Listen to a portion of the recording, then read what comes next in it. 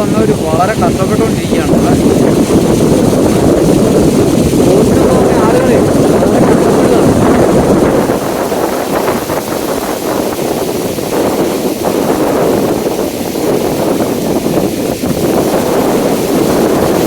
വലിയ തിരമാലകളൊക്കെയാണ് ഇത്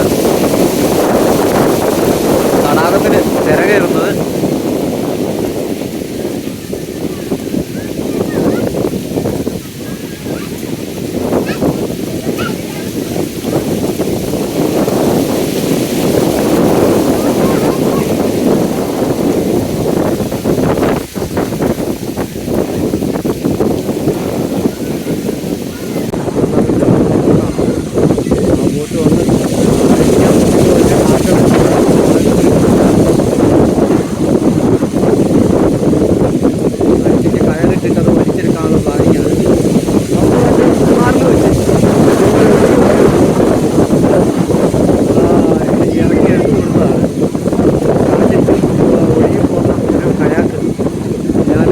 ബസ് സ്റ്റാൻഡിൻ്റെ പുറകിൽ ഇറങ്ങി അത് എടുത്തു കൊടുത്തതാണ്.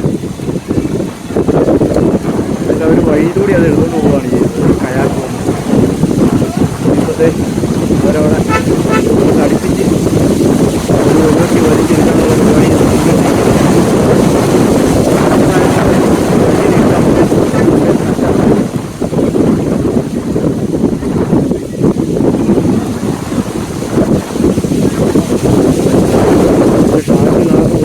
അപ്പോഴത്തെ ഇതാണ് ഇവിടുത്തെ കോടതി.